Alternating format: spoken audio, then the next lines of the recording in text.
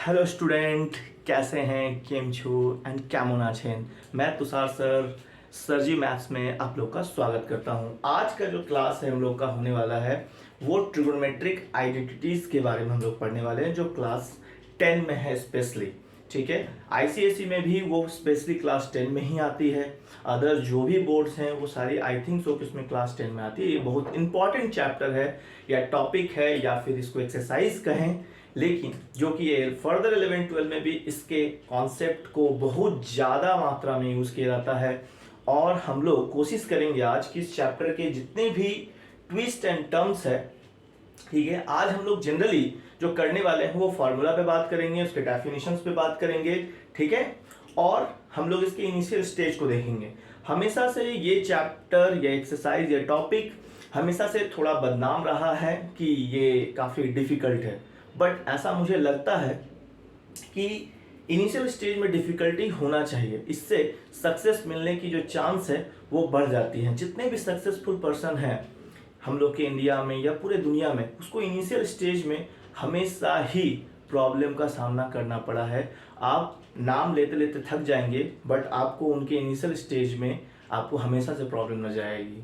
जैसे हमारे जो इंडियन कैप्टन महेंद्र सिंह धोनी, या फिर कूल कैप्टन कहते हैं हम लोग उसको, उनका भी आप इनिशियल स्टेज देखेंगे तो उनको भी काफ़ी प्रॉब्लम का सामना करना पड़ा था। तो कुछ हम लोग भी इस मोटिवेशन के साथ कि हो सकता है इस चैप्टर में हमें इनिशियल स्टेज में प्रॉब्लम का सामना करना पड़े, but in future, in the period of our life, it is very interesting.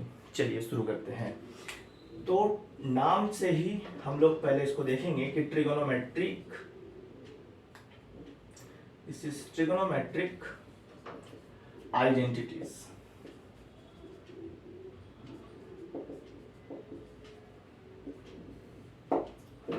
ठीक है, सबसे पहले तो हम लोग इसको डेफिनेशन पे बात कर लें।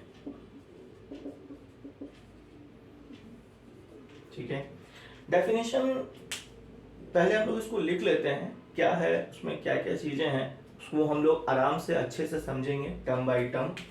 An equation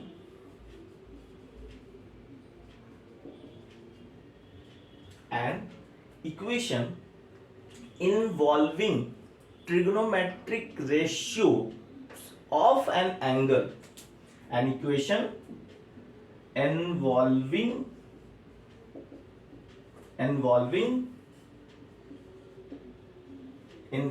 trigonometric ratios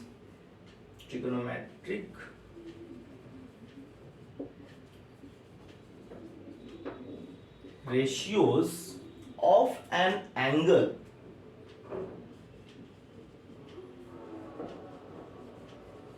trigonometric ratios of an angle is called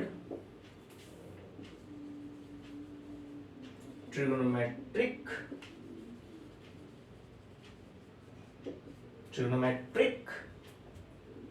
identity.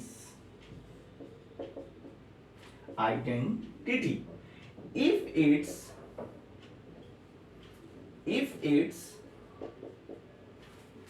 is true, if it is true for all values of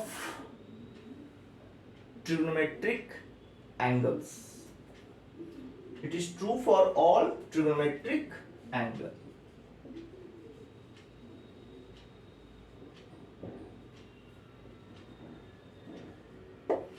देखिए, डेफिनेशन को पहले हम लोग अच्छे से समझ लेते हैं कि देखिए, हमेशा से ही डेफिनेशन जो है वो अदर सब्जेक्ट में बहुत यूजफुल रहा है।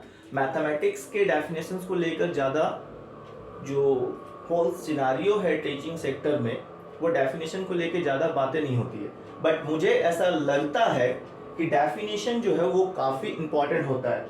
An equation involving trigonometric ratios, यानी आप समझिए कि ऐसा इक्वेशन, यहां पे फिर से इक्वेशन वाली बात आ गई कि ऐसा इक्वेशन जो इन्वॉल्व करता है ट्रिगोनोमेट्रिक रेशियोज को। ट्रिगोनोमेट्रिक रेशियोज, इक्वेशंस मींस, और ट्रिगोनोमेट्रिक रेशियोज, इक्वेशन मतलब जैसे कि एल्जेब्रिक आइडेंटिटीज होता है वहां पे भी एक फॉर्मूला होता है, एक आइडेंटिटी होता है, वो इन्वॉल्व करता है अपने सेम कि वो जो एल्जेब्रिक इक्वेशन होता है वो इन्वॉल्व क्या करता है कि किसी भी पर्टिकुलर वैल्यू यानी कुछ वेरिएबल के जगह पे किसी भी नंबर को रखेंगे तो वो उसको सेटिस्फाई करेगा। उसी तरह यहां पे कोई भी इक्वेशन इन्वॉल्व करता है ट्रिग्नोमेट्रिक रेशियोज को। ट्रिग्नोमेट्रिक रेशियो मतलब हम लोग पढ़ चुके हैं क्या है, sine theta P by H, cos theta B by H, tan theta P by B, यही होता है ट्रिग्नोमेट्रिक रेशियो। और भी तीन होते हैं, ठीक है। तो ट्रिग्नोमेट्रिक रेशियो को कोई इक्वेशन अगर इन्वॉल्व करे, वो इसको ले ले, हम लोग इसके बारे में अभी प्रूफ में देखेंगे कैसे इन्वॉल्व करता है। और पर्टिकुलर एंगल के लिए हम लोग एक अनदर चैप्टर में जाएंगे, वहां पे एंगल को भी रखकर हम लोग सेटिस्फाई करवाएंगे, ठीक है। तो यानी किसी भी एंगल पे उस T ratios of an angle, उसी को हम लोग बोलते हैं ट्रिग्नोमेट्रिक आइडेंटिटी। और if it is true for all values of trigonometric angle, यानी ऑल द ट्रिग्नोमेट्रिक एंगल्स जो होते हैं, ये जो भी एंगल वो बनाएंगे, वो राइट एंगल ट्रायंगल हो, अभी तो क्लास 10 तक हम लोग राइट एंगल ट्रायंगल पे बात करते हैं, 11-12 में भी तो हम लोग को किसी भी तरह का एंगल ट्रायंगल पे हम लोग ट्रिग्नोमेट्री को यूज करेंगे, ठीक है। तो ये रहा हम लोग का सिंपल सा डेफिनेशन कि जब ट्रिग्नोमेट्रिक रेशियोज को इन्वॉल्व करेंगे एक पर्टिकुलर इक्वेशन के साथ और कुछ एंगल्स भी होंगे, जब हम उसको एंगल को भी लेंगे तो भी वो उस इक्वेशन को सेटिस्फाई करेगा और वो ट्रिग्नोमेट्रिक आइडेंटिटीज कहलाएगा। और वो किसी भी एंगल के लिए अपने आप को ट्रू रखेगा, वो सेटिस्फाई करेगा। कैसे, हम लोग पहले तो इसके थ्रू हम लोग आज देखेंगे। तो हम लोग के पास जो ट्रिगोनोमेट्रिक आइडेंटिटीज है वो है तो बहुत सारा, बट मेनली जो है वो है कुछ 5 या 6। उसमें से जो मेन है वो है पहले तो 3। सबसे पहले sine square theta plus cos square theta is equals to 1। Number 2 1 plus tan square theta is equals to sec square theta, and the third one is 1 plus cot square theta is equals to cosec square theta।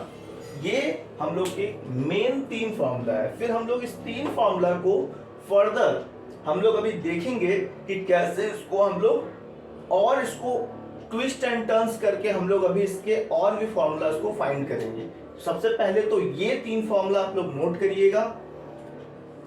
फिर और भी important कुछ identities हैं, जैसे कि हम लोग tan theta को sign theta by cos theta लिखते हैं, ठीक है।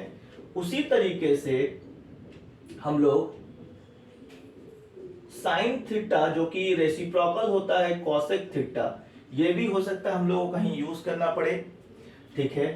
फिर हम लोग कॉसेक थीटा को 1 बाई साइन थीटा भी हम लोग लिख सकते हैं, ठीक है। उसी तरीके से फिर हम लोग फर्दर कुछ यहाँ पे भी आइडेंटिटीज को हम लोग लिखते हैं, जैसे कॉट थीटा को हम लोग cos theta by sine theta लिखते हैं, ठीक है, करेक्ट है।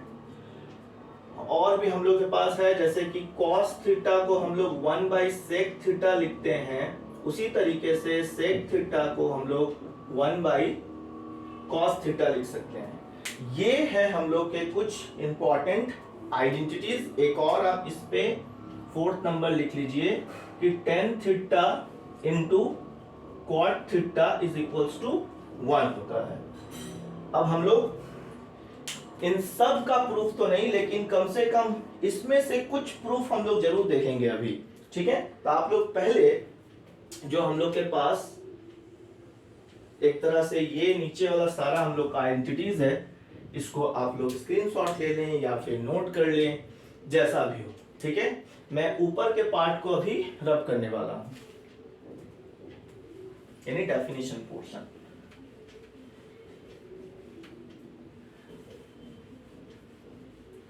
चलिए अब हम लोग फर्दर, सबसे पहले तो हम लोग इस 3 फॉर्मूला को पहले तो हम लोग इसको इलैबोरेट करेंगे।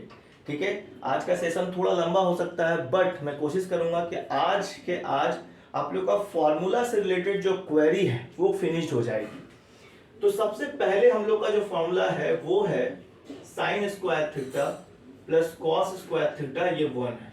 अब ध्यान से अगर देखिए तो किसी ना किसी क्वेश्चन में ऐसा भी हो सकता है कि हमें सिर्फ साइन चाहिए, जैसे हम लोग अलजेब्रा में यूज करते हैं x + 2 = 3, तो हम लोग x = क्या निकालते हैं, ये जो 2 है इसको हम लोग उधर लेके जाते हैं, साइन चेंज होता है। ये हम लोग क्लास, आई थिंक सो कि हम लोग क्लास 6 से 5 से, मे बी 6 से हम लोग इसको यूज कर रहे हैं।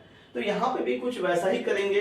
अगर हमें साइन थीटा स्पेशली चाहिए, यानी साइन स्क्वायर थीटा, तो हम लोग इसको 1 - कॉस स्क्वायर थीटा, ये भी एक फॉर्मूला हो सकता है, ये भी एक फॉर्मूला है, मैंने इसी से तोड़ के बनाया।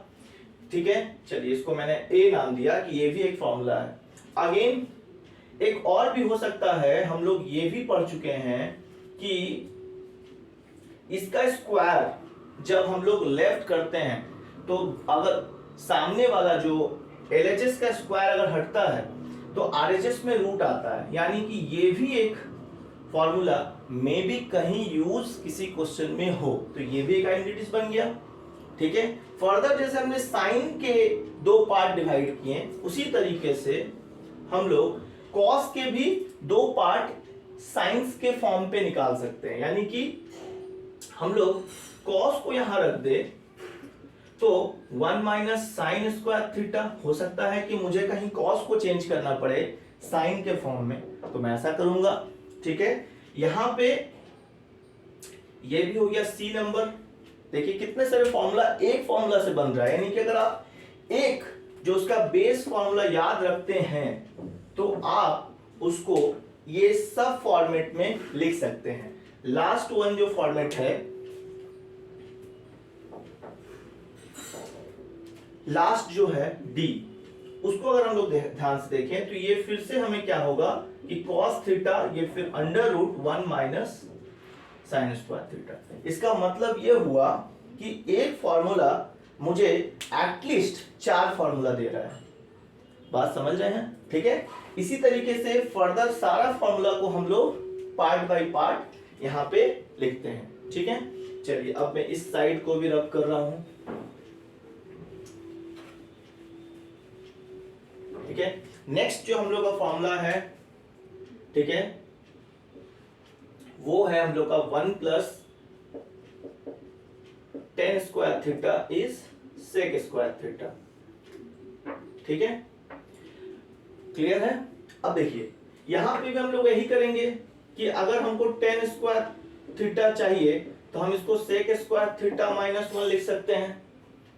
ठीक है, यहाँ तो ऑलरेडी sec स्क्वायर थीटा ये लिखा हुआ है, तो हमको सिर्फ tan ही, यहाँ इतने फर्दर नहीं मिलेंगे ब्रांचेस, यहाँ पे सिंपल है, ये मिल सकता है और एक tan theta √sec square theta -1 मिल सकता है, यानी कि इसमें मुझे कुछ 2 ही फॉर्मूला मुझे मिले। ठीक है, फर्दर अगेन हम लोग इस पे आते हैं। देखिए मैं कोशिश पूरा कर रहा हूं कि आप लोग को अच्छे से इलैबोरेट करूं सारे प्रॉपर्टीज को। ठीक है, चलिए इसको तो मैं ऊपर लिख ही रहा हूं, तो आप लोग ऊपर से ही नोट कर सकते हैं। फर्दर थर्ड में हम लोग के पास क्या आता है, ये है 1 + cot square theta is cosec square theta.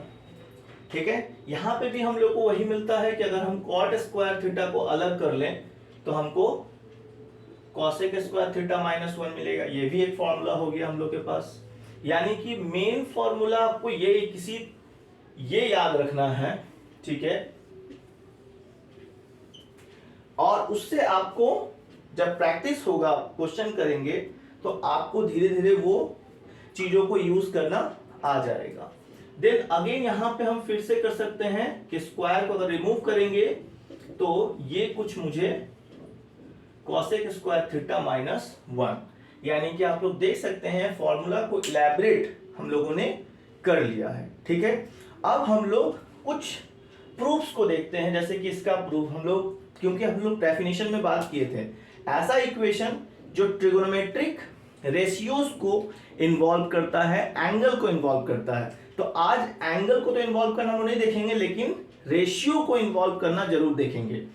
चलिए, तो हम लोग इसको आप लोग नोट कर लीजिए, हम लोग अब इसके प्रूफ के तरफ बढ़ेंगे। अच्छा, कुछ छोटी बातें जो मुझे लगता है यहाँ बता देता हूँ।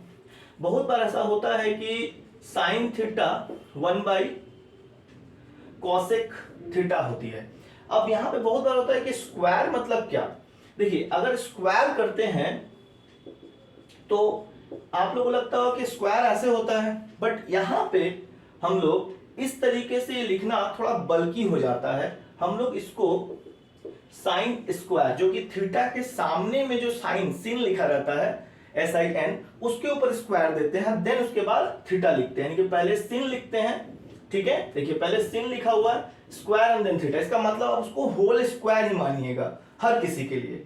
ठीक है, इसमें कभी कभी कंफ्यूजन होता है, तो मुझे लगा ये छोटी सी ये जो बात है मैं बता देता हूँ। ठीक है, चलिए नेक्स्ट अब हम लोग आते हैं, थोड़ा सा इसके प्रूफ्स के तरफ बढ़ते हैं। ठीक है, अब मुझे इसको रब करना होगा। अब हम लोग प्रूफ देखेंगे, प्रूफ यूजिंग ट्रिगोनोमेट्रिक रेशियोज। ठीक है, देखिए अब हम लोग सबसे पहले एलएचएस लेंगे। एलएचएस में हम लोग के पास क्या है, sin स्क्वायर, मतलब ये आप इसको ऐसे ही समझिए। ठीक है, जो कि मैं अभी एक्सप्लेन कर रहा था, ये हम लोग का एलएचएस है, this is our LHS. Sine theta, हम लोग साइन थीटा का रेशियोज में हम लोग को पता है, साइन थीटा p/h, करेक्ट, यहाँ पे p/h। कॉस थीटा हम लोगों को पता है b/h। सॉल्व करेंगे कैसे, पहले इसको p स्क्वायर लिख देते हैं, इसको h स्क्वायर लिख देते हैं, हम लोग ये आराम से समझ सकते हैं। देखिए फिर से यहाँ अलजेब्रिक एक्सप्रेशन का पार्ट आ गया, जो हम लोग पढ़ चुके थे कि स्क्वायर को कैसे लिखते हैं। कल हम लोग प्रीवियस मेरा एक वीडियो पे एक्सपोनेंट पे भी हम लोगों ने बात किया। तो मैथमेटिक्स के सच में पूछा जाए तो मुझे तो ऐसा लगता है कि कोई क्लास होता नहीं है। आप लोग जरूर इस पे डिस्कस कीजिए अपने दोस्त लोग के साथ और मुझे कमेंट किया कीजिए। ठीक है, देन यहाँ पे भी बी स्क्वायर और एच स्क्वायर।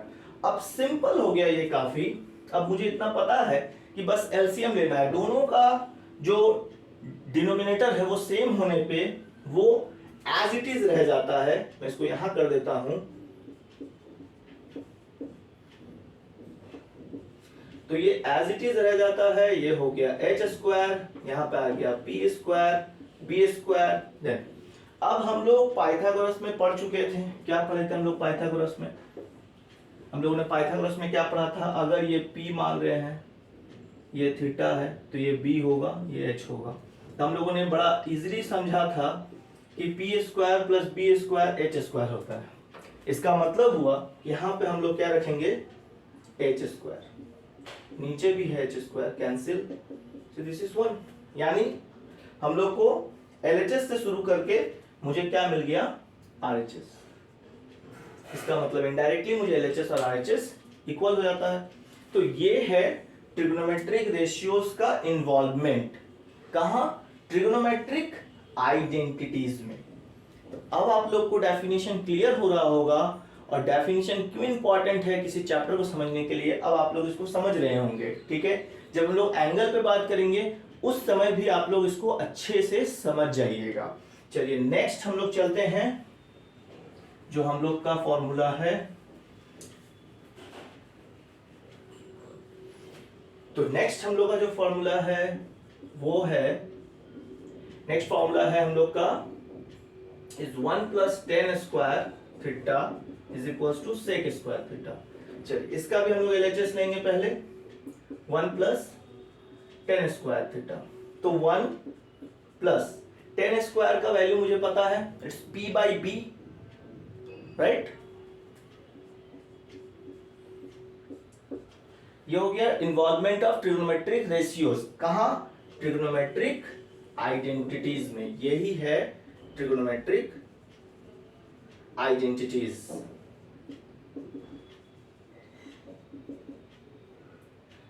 आइडेंटिटी सिंगल है, ये सारे को ट्रिग्नोमेट्रिक आइडेंटिटीज कहेंगे, ठीक है। चलिए इसको सॉल्व करते हैं।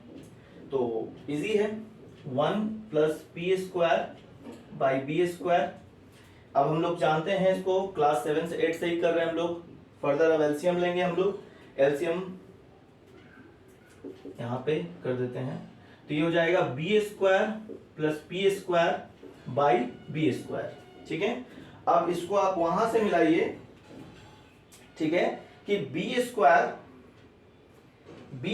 प्लस पी स्क्वायर क्या होता है? H square. यानी मुझे यहां पे मिल रहा है h square by b square. और इसको हम लोगों ने एक्सपोनेंट में पढ़ा, इसको हम लोग एच बाई बी का होल लिखेंगे। और एच बाई बी किसका होता है, इसको समझने के लिए हम लोग सारे ट्रिग्नोमेट्रिक रेशियोज हम लोग के दिमाग में है, जो कि ये कॉस का उल्टा है, कॉस बी बाई एच होता है। तो ये कॉस का उल्टा कौन है? न सेक। इसका मतलब ये मुझे सेक थीटा होल स्क्वायर, इसका मतलब कि वो सेक स्क्वायर थीटा देगा। आई थिंक सो कि आप लोग को जो फॉर्मूला का प्रूफ है वो काफी अच्छा लगा होगा और समझ में आया होगा कि एक्चुअली में ट्रिग्नोमेट्रिक आइडेंटिटीज है क्या। और सारे जो बचे हुए हैं आपके पास, एक सिर्फ वो बचता है। इसको आप लोग एज ए घर में प्रैक्टिस की तरह कीजिए और देखिए कि आप इसको इस तरीके से कर पा रहे हैं या नहीं, ठीक है। और मैं थोड़ा वीडियो को मैं लंबा करता हूं। मैं कोशिश करूंगा आज एक क्वेश्चन तो एटलीस्ट मैं इससे बताऊं, ठीक है। एक क्वेश्चन थोड़ा सा, तो इसको मैं रफ करता हूं।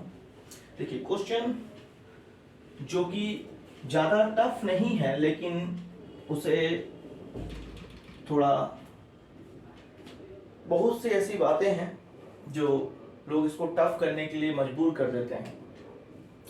एक क्वेश्चन है जो कि मुझे लग रहा है कि इसको हम लोग ट्राई करते हैं। 1 प्लस टेन स्क्वायर थीटा, यहां पे हो जाता है cos square theta is equals to 1। अब ये क्वेश्चन है, ये प्रूफ है, ये क्वेश्चन आपका लिखा रहेगा प्रूफ दैट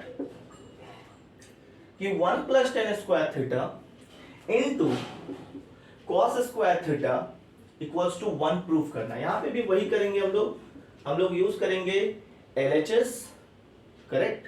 कि LHS क्या है? 1 plus tan square theta into cos square theta. अब ध्यान से देखिए, ये हम लोग का बेस फॉर्मूला है। 1 प्लस टेन स्क्वायर थीटा को हम लोग क्या लिख सकते हैं? Yes correct, sec square theta, right. और यहां पे हम लोग के पास क्या है? Cos square theta. और हमने कुछ आइडेंटिटीज फॉर्मूला के साथ कुछ फॉर्मूला ये सब भी देखा था कि tan theta sine theta by cos theta होता है, ठीक है। Cos theta 1 by sec theta होता है, उसी तरह सेक थीटा भी 1 बाई कॉस थीटा होता है। तो ये हमने थोड़ा सा रिकॉल करवा दिया। कल भी हम लोग रिकॉल को लेकर एक बहुत अच्छा मोटिवेटेड टॉकिंग हम लोग कर चुके हैं अपने प्रीवियस, जो आप लोग जाके देख सकते हैं। इस टॉपिक था एक्सपोनेंट एंड पावर, राइट। तो यहाँ पे जो फॉर्मूला हमने लिखा है, इसको आप इसके साथ रिलेट करिए तो आप पाएंगे कि ये दोनों हम लोग यूज कर सकते हैं। या तो आप इस पे इसको अप्लाई करेंगे या तो इस पे अप्लाई करेंगे। तो सेक को हम लोग 1 बाई कॉस स्क्वायर थीटा भी लिख सकते हैं। और इस पे अभी हम लोगों ने बात किया था कि जब स्क्वायर होता है, अगर इस पे स्क्वायर लगा है तो इस पे भी स्क्वायर लग जाएगा, यानी कि ये कॉस स्क्वायर हो जाएगा। तब ध्यान से आप लोग देखिए, ये कैंसिल हुआ और मुझे क्या मिला? 1। अब आप लोग देख सकते हैं कि अगर मुझे ये बेस फॉर्मूला याद रहता है, ठीक है, तो हम लोग इस क्वेश्चन को बहुत इजीली बना सकते हैं। और सबसे इंपॉर्टेंट है विजन। आपको क्लियर कट क्वेश्चन पे दिखना चाहिए कि मुझे यहाँ पे क्या लगाना है, यहाँ पे क्या लगाना है। ये विजन एकदम होना चाहिए। और ये विजन आएगा कैसे? ये आएगा प्रैक्टिस से, ठीक है। जैसे हमारे कूल कैप्टन धोनी की तरह उन्होंने भी अपने प्रैक्टिस के दम पे, अपने हार्ड वर्किंग के दम पे उन्होंने, आप देख सकते हैं कि विकेट के पीछे वो जिस तरह से अपने बॉल को ग्रिप करते हैं और हिट करते हैं, आप लोग समझ सकते हैं कि वो किसी 1 या 2 दिन के प्रैक्टिस पे नहीं आया है।